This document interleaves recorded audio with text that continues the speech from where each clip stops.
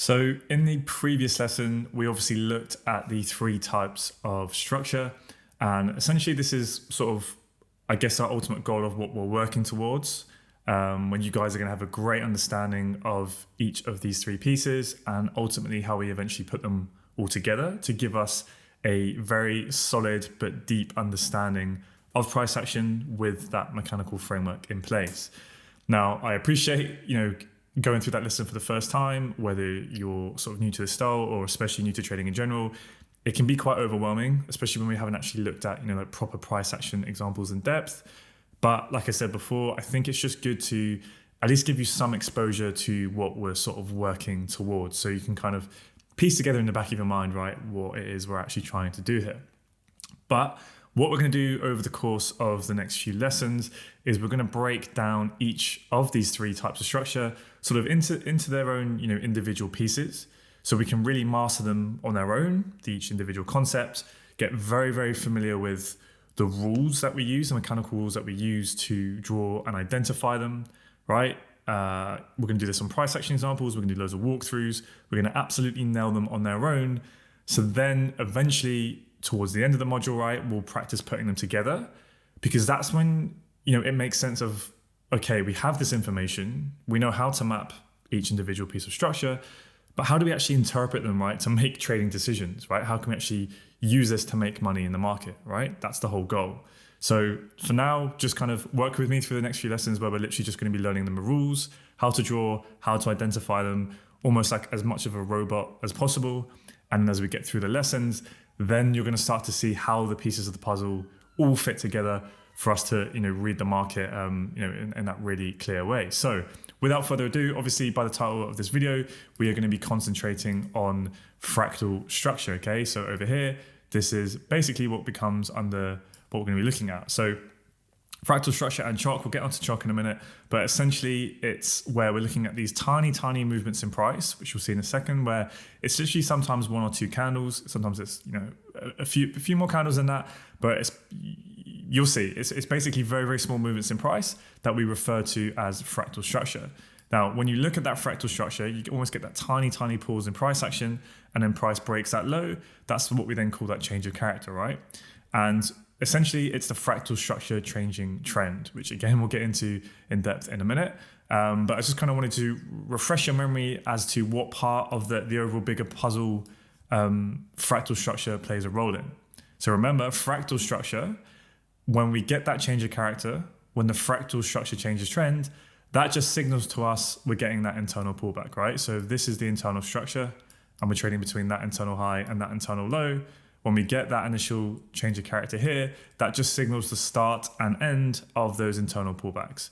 Likewise over here, right, when we get that internal move to the downside and then we get that change of character, it's just to signal the start and end of the internal pullback of this range, okay? So just a quick memory there. But now let's kind of take a look at what rules we use, how we actually identify it on candlesticks, and all that fun jazz. So first things first, let's try and keep it simple and just kind of separate out both bullish and bearish markets when purely thinking about fractal structure on one time frame alone. Okay, so if we look at the bullish scenario here, right? So the fractal structure is bullish. Sort of the first thing you need to be thinking about when looking at fractal structure is looking at the candle highs in a bullish fractal market.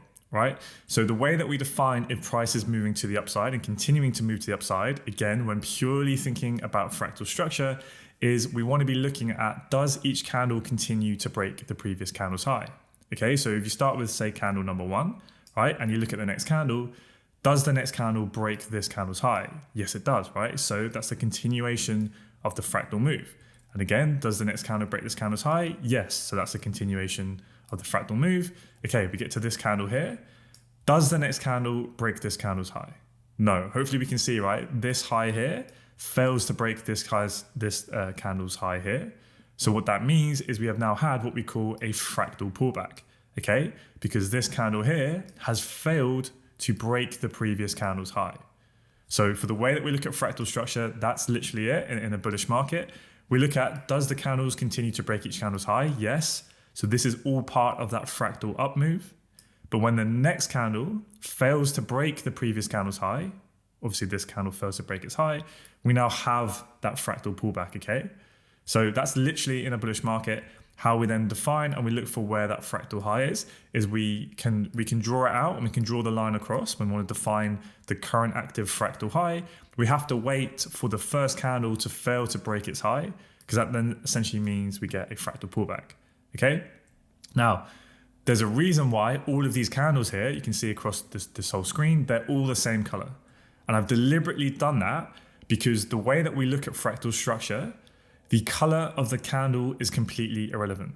So whether it's a bullish candle or whether it's a bearish candle, right, an up or down candle, it's irrelevant for how we view structure, okay? And you'll see why as we get onto the charts. And what you really need to be training your brain to think about. It can be a bit tricky at first, but literally just looking at, in the bullish scenario, obviously we'll get into the bearish scenario in a minute, but in the bullish scenario, you want to be looking at, if price is moving to the upside, does it continue to keep breaking the candle's highs? Okay, yes, we're moving to the upside. The moment this candle fails to break that previous candle's high, we're pulling back, okay? I know it seems simple and you're probably thinking, get on with it, but we have to take it slowly because there will be scenarios in price action where, very frequently people get caught up and get a bit lost when they're first trying to get their head around this concept, okay? Now, a reason why that's key, and it seems pretty simple in this case, is what can very often happen in the market is you can get, say, a wick that's down here, right? And you'll be looking at imagine you can only see these three candles here, right? And you're going, okay, I see price move up, I see price move up, and then we've come down and we've broken that low there. So now you may think, right, that we've had essentially that change of character and the fractal structure shift bearish because it's broken that low. But remember, what is the rule for defining an up move with fractal structure in a bullish market? It's nothing to do with where these lows are, remember? It's all about looking at, does the next candle break this candle's high? Yes. So it doesn't matter if this wick comes down here, it's irrelevant. It doesn't matter because this candle broke the candle's high. So it's part of the up move, okay? Likewise, next candle here, it breaks this candle's high, right? So it continues that upwards movement. It doesn't matter what the low does. It doesn't matter that it breaks this low, right? In this instance, because price has continued to break these highs. Only once we get this pullback here, where this candle fails to break this previous candle's high, that's then when that fractal pullback has started, and then we can mark out and draw across that this is the current active fractal high, right? And the low would be somewhere down here, but I haven't got it drawn on in this case, okay? And that's how we do it. Okay, so a fractal high in the bullish market, in a fractal bullish market, the fractal high, i.e. this high here, it's confirmed when the following candle fails to break its high. So that's when we get the fractal pullback, and that's where we get it here, okay? I think you guys get it, right?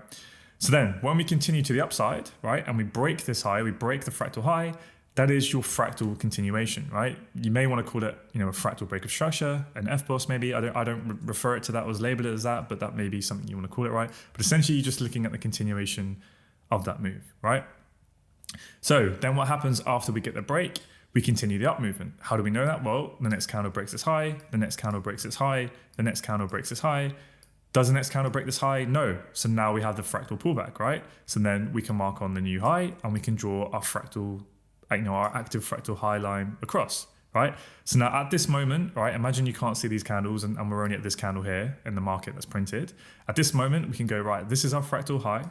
And then we look back and go, where was the last low, right? This was the fractal low. So now the fractal structure, the fractal range is between this high, where the orange line is, and this low, okay?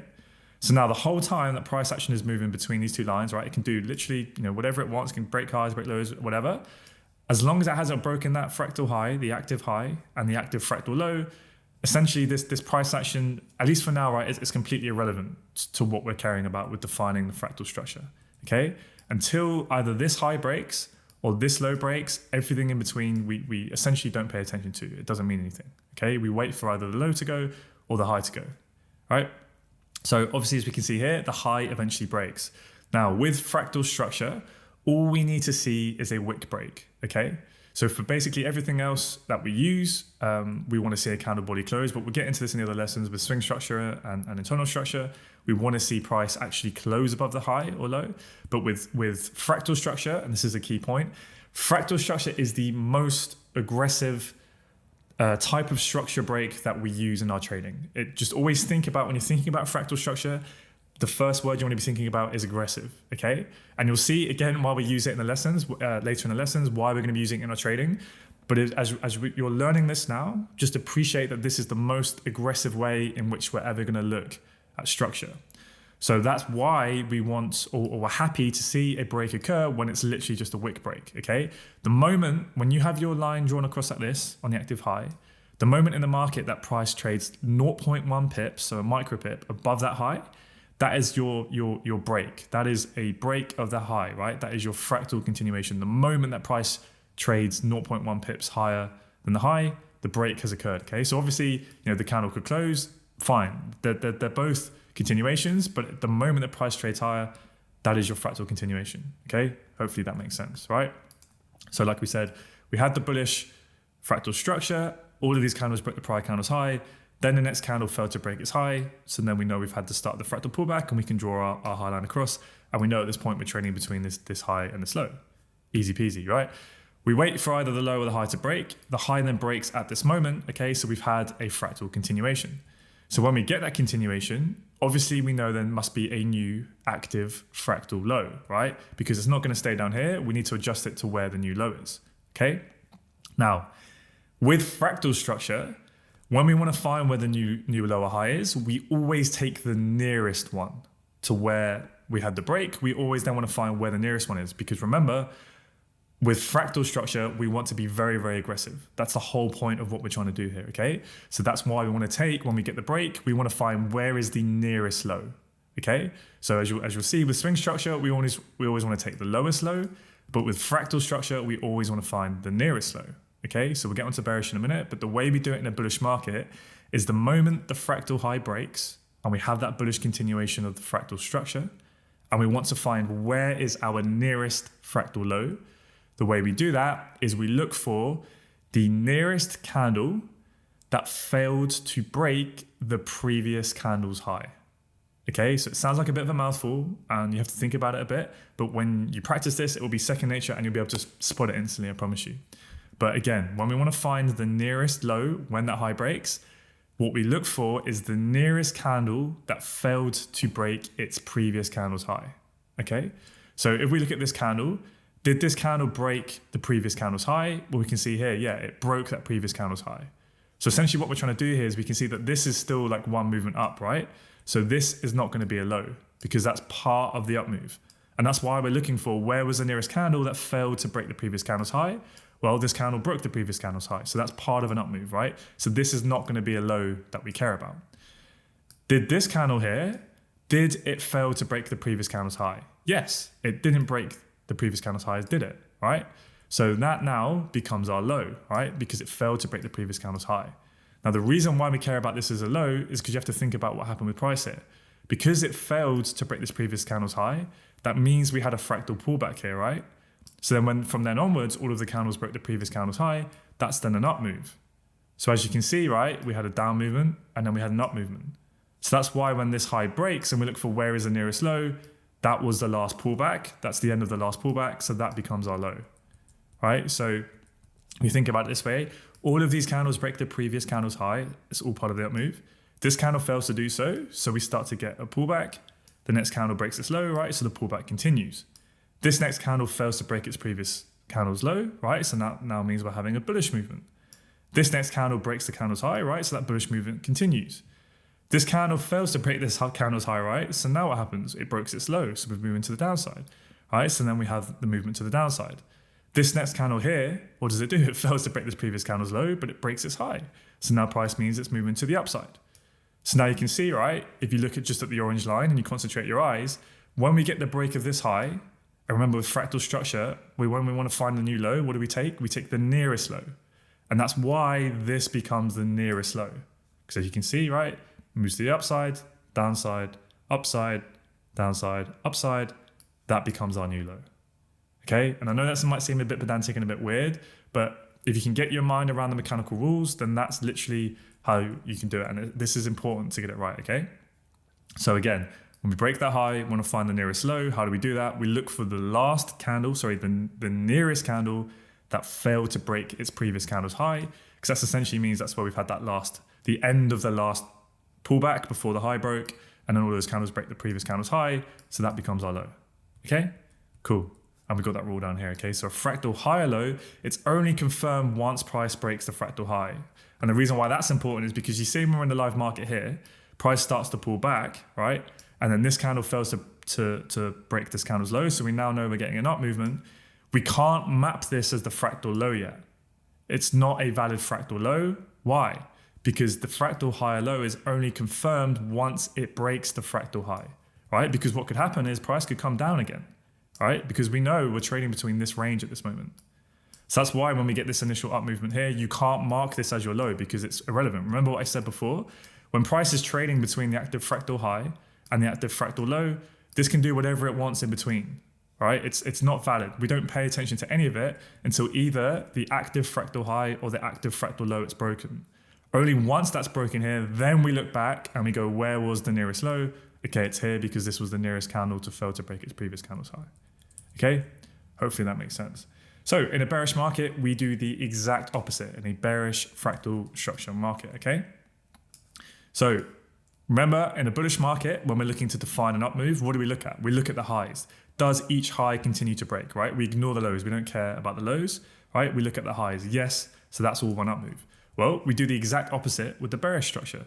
We look at, do all of the previous candles break the previous candle's low? Yes, right? That breaks it, then we fail to get a break. So that's the down movement, right?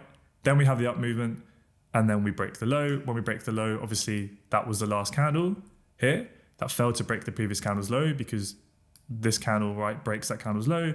Does this candle break the previous candle's low? No. So that becomes our new high, right? And as you can see it visually, right? It makes sense. We come up and then we come down. And then all of these candles break the previous candle's low, and then we don't, right? So that's all one down movement. And then we have the pullback, okay? So when we start to pull back, at this exact moment when this candle finishes closing, we can mark that out as our low, and this is our high. So we're trading between this high and low. We don't care about what any price wants to do within here. We almost ignore it, let's say, until either the high or low breaks.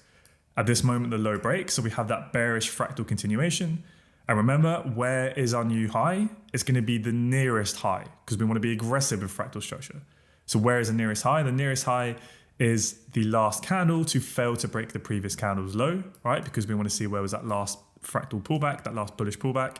This was the last candle to fail to break the previous candle's low, right? Because we can see, if we go from the break and just work your way backwards. So we get the break. Did this candle here break the previous candle's low? Yes, it broke this low. Okay, so we're moving on to the next candle. Did this candle break the previous candle's low? No, it failed to do so, right? So that was that last pullback. And then we have the down movement, right? So that's why this then would become our new fractal high, right? This one would no longer be it, and this would be the new fractal range we're within, okay? So how you can visually see this and why kind of the logic behind it is we have a down movement, we have an up movement. All of these candles break the previous candle's low, then it fails to do so, right? And then all of these candles break the previous candle's low, then it fails to do so. And then all of these candles move down. And that's why if you look at the orange lines, when we break this low, where is the nearest high? It's here, right? So that becomes our new fractal high. And that's essentially what we're doing. If you can get your head around this, you're well on your way to being able to map this. Okay, so chalk, change your character, what is it? And how are we looking at this? Well, it is very simply basically everything that we just looked at, except we use the term change of character for when the fractal structure changes trend.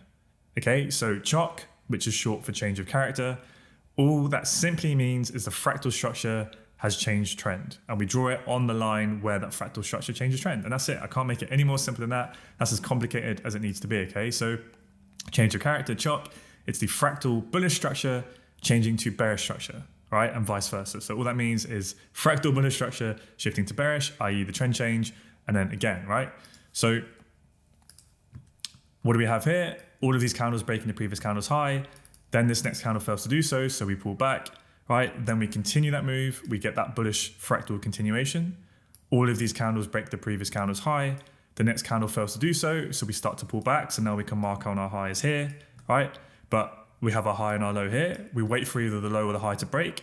The high breaks. At that moment, we want to find where is our nearest fractal low. Well, it's going to be the last candle that failed to break the previous candle's high. That would be this candle here, right? Because it failed to break this previous candle's high. So this is our low, right? So we have an up movement, then we pull back. So at this moment, we'd mark that out as our high, and this would be our low.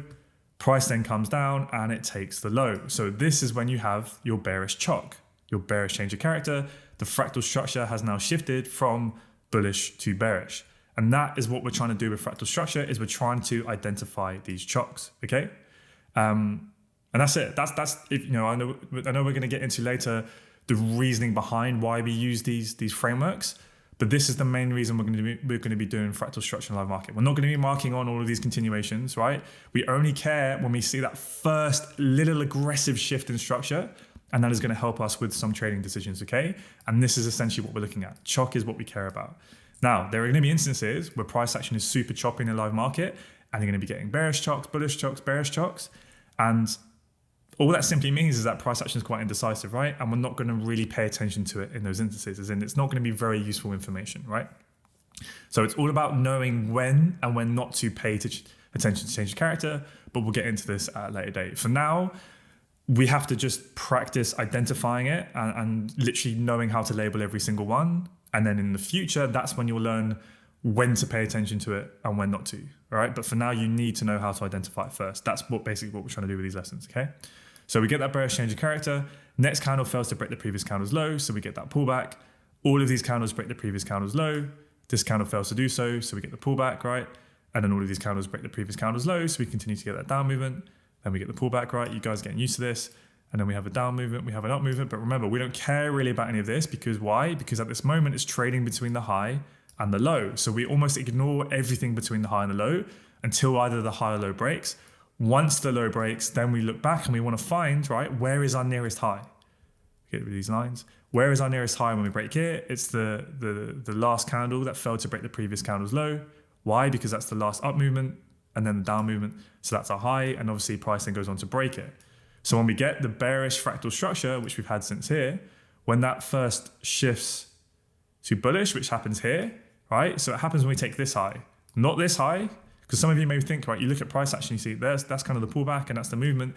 Yes, but remember, Chock is aggressive. We want to be super, super aggressive with this, okay? And we want to find the nearest high, and that was it. So as soon as price trades up above this by 0.1 pips, right, the moment that happens in live price action, we have that Chock confirmed, and the fractal structure has shifted bullish. This then becomes our new low at this point, right? Let's make sure this makes it a little bit lower. All right, so this will be our new low. Actually, sorry, this would be our new low. I've done that slightly wrong. Okay, just going to adjust this here, and you'll see why in a minute. It's a bit more advanced. If I can see if I can get this to move. There we go. Okay. Because this candle, right, it was the last candle. So if we look back and we get that bullish change of character, and we look back, where was at this point the last candle to fail to break the previous candle's high? Well, did this candle here break the previous candle's high? Yes. So this is a part of the move. Did this candle here break the previous candle's high? Yes. So it's a part of the move. Did this candle here break the previous candle's high? No. Okay, so this is actually our nearest low, right? So it's a bit of a tricky example, and I even got caught out there, right? So this then would become our active fractal low, right? Then we get the pullback and we break up, right? And obviously then this becomes the last candle to fail to break the previous candle's high. So that becomes our new low there, okay? So cool. We'll go through tons of examples, but the main purpose of this little mini lesson here is that a change of character is simply the bullish structure shifting to bearish when we get that initial fractal trend change, and then vice versa. Okay, cool. Now we're just going to look at a few examples where I, typically find people can often get caught out on. Okay, so sort of, some common errors. So let's look at the first one. So we've obviously brought in the candle colors now, and this is where, it can kind of throw you around a little bit, okay? Because your brain can see the pullback. But remember, we have to, with fractal structure, we have to ignore the color of the candles and look at, did the candles break the previous candle's highs or lows, right? That's what we care about. So in this instance, let's concentrate on the first example. Start from the start, right? All of these candles break the previous candle's high, so that's all part of the up move.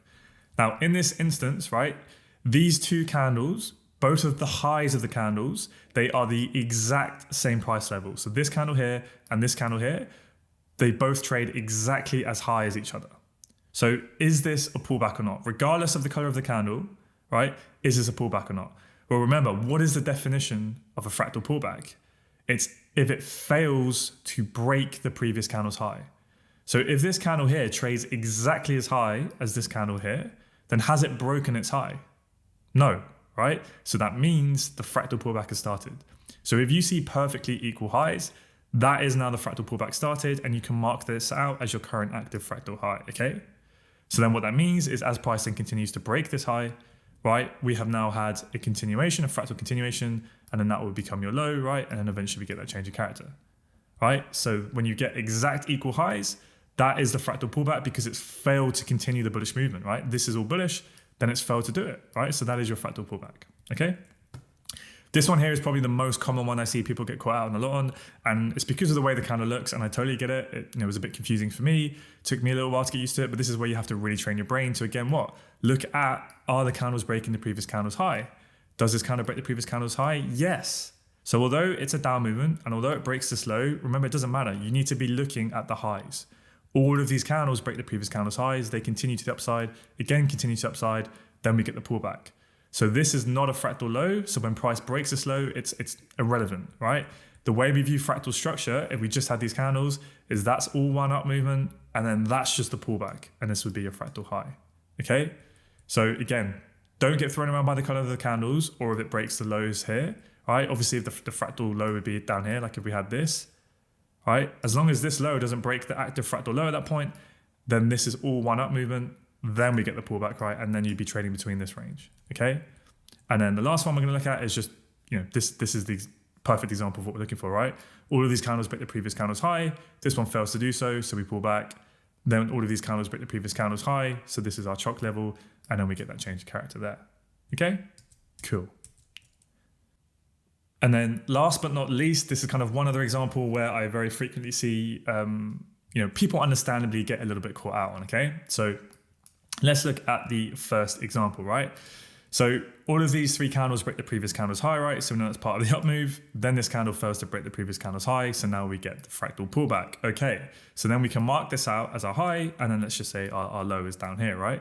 So we do nothing until either the high is broken or wherever our low is broken.